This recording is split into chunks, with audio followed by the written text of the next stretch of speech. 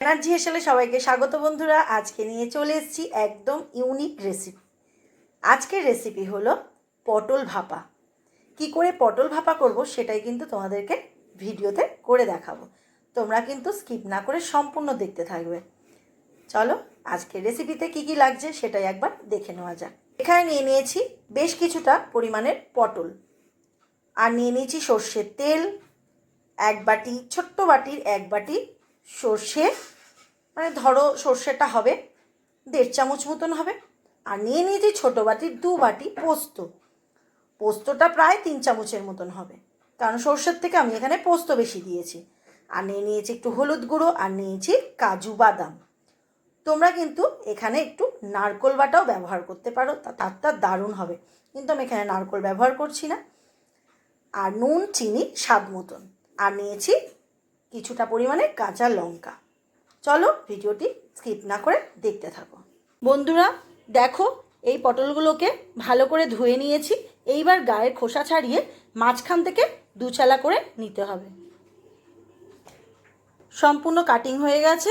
একটা কড়া বসিয়ে নিয়েছি, কড়াটা ভালো মতন তেলটাকে গরম করে নিয়েছি। এইবার দিয়ে দেবো এর মধ্যে নুন হলুদ মাখানো পটলগুলোকে একটু লাইটভাবে ভেজে নেব। খুব বেশি ডিপ ভাজবো না, একটু লাইট করে ভেজে নেব।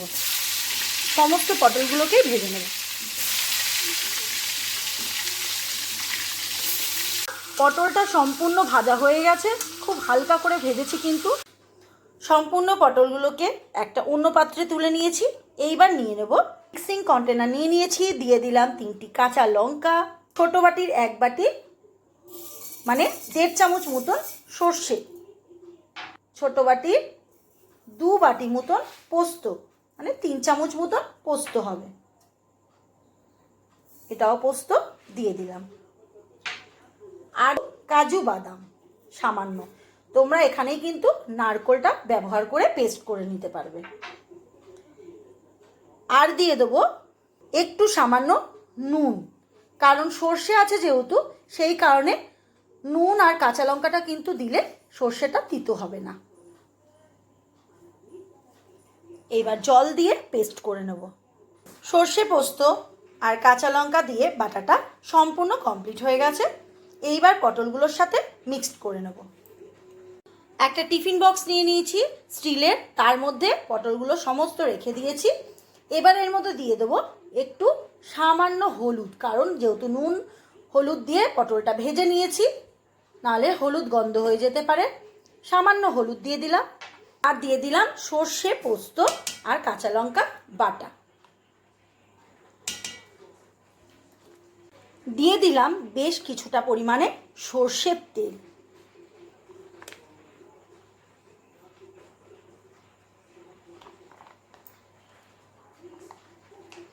আর দিয়ে দিলাম একটু নুন। নুনটা তোমরা বুঝে দেবে। আর দিলাম নিজেদের স্বাদ অনুযায়ী 3 থেকে 4টি কাঁচা লঙ্কা, সামান্য একটু চিনির গুঁড়ো।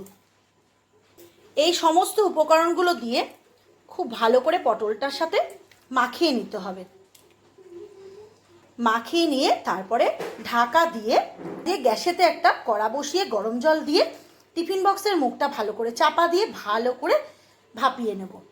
চ্যানেলটি দেখে যদি ভালো লেগে থাকে বন্ধুরা, লাইক শেয়ার কমেন্ট আর সাবস্ক্রাইব করার অনুরোধ রইল।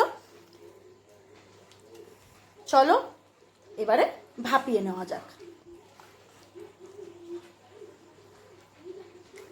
খুব ভালো করে মাখিয়ে নিয়েছি।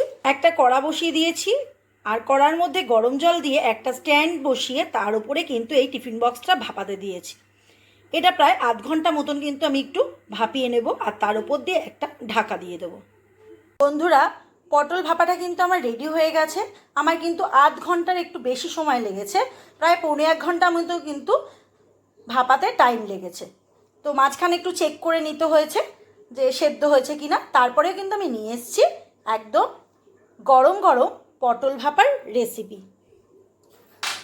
চলো তোমাদেরকে একটু খুলে দেখাই দেখতে কেমন হয়েছে। পটল ভাপাটা কত সুন্দর দেখতে হয়েছে, একদম সেদ্ধও হয়ে গেছে। বাড়িতে কিন্তু অবশ্যই তোমরা ট্রাই করো। বাড়িতে পরিবারের সাথে গরম গরম পটল ভাপার রেসিপিটা একবার ট্রাই করে দেখো বন্ধুরা, তোমাদের কিন্তু খেতে অসাধারণ লাগবে।